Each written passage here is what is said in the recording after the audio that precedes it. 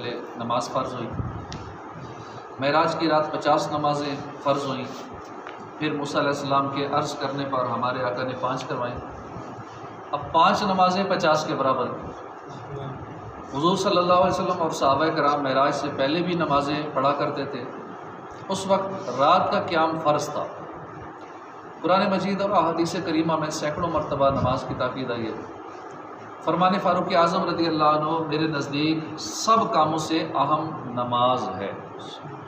ہر مسلمان عاقل و بالغ مرد عورت پر روزانہ 5 وقت کی نماز فرض ہے۔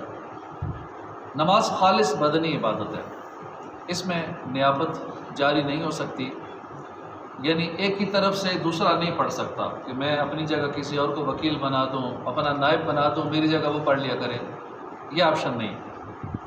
ہر ایک نے اپنی نماز پڑھنی، ایک کی طرف سے دوسرا نہیں پڑھ سکتا۔ نہ یہ ہو سکتا ہے کہ زندگی میں نماز کے بدلے مال دے دیا جائے، پیسہ زیادہ ہے تو چلو نمازیں نہیں پڑھنی، اس کے بدلے مال دیا جائے۔ بیماری اگرچہ کتنی ہی شدید ہو مگر نماز معاف نہیں ہے۔ کھڑے ہو کے نہیں پڑھ سکتے، بیٹھ کے پڑھیں۔ رکوع سجدہ نہ کر سکتا ہو تو سر کے اشارے سے رکوع سجدہ کرے۔ بیٹھ کر بھی نماز نہیں پڑھ سکتا، لیٹ کر اشارے سے پڑھے۔ لیٹ کر سر سے بھی اشارہ نہیں کر سکتا تو اس وقت بھی نماز معاف نہیں ہوگی۔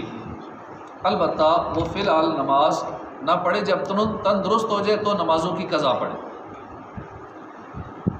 اللہ پاک نے بندوں پر 5 نمازیں فرض کی، جس نے اسی طرح وضو کیا اور وقت میں نمازیں پڑھی، رکوع اور خشوع کیا اور مکمل کیا اس کو، تو اللہ کے ذمہ کرم پر ہے کہ اللہ اسے بخش دے، اور جس نے نہ کیا اس کے لیے عہد نہیں ہے، وعدہ نہیں ہے، چاہے اللہ بخشے چاہے عذاب دے۔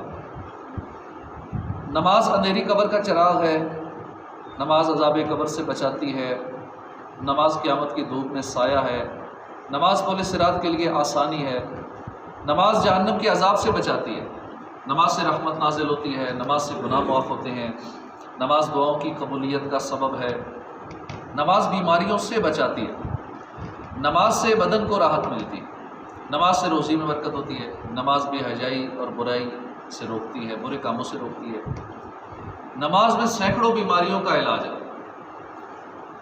نماز دل، معدہ، آنتوں وغیرہ کے مرض میں شفا دیتی ہے، درد اور غم کا احساس بھلا دیتی ہے یا کم کر دیتی ہے، نزلہ زکام کی حالت میں جو لمبا سجدہ کرے اس کے لیے بہت مفید ہے، سجدے سے بند ناک کھل جاتی ہے، آنتوں میں جمع ہونے والے غیر ضروری مواد کو حرکت دے کر نکالنے میں سجدہ کافی مددگار ثابت ہوتا ہے، نماز سے ذہن صاف ہوتا ہے، غصے کی آگ بجھ جاتی ہے۔ نمازی کے لیے سب سے بڑی نعمت یہ ہے کہ اللہ کا دیدار نصیب ہوگا، قیامت والے دن نمازی کو اللہ کا دیدار نصیب ہوگا، اور یہ سارے فائدے اسی صورت میں حاصل ہو سکتے ہیں جب نماز صحیح پڑھی جائے، نماز درست پڑھی جائے، سیکھ کر پڑھی جائے۔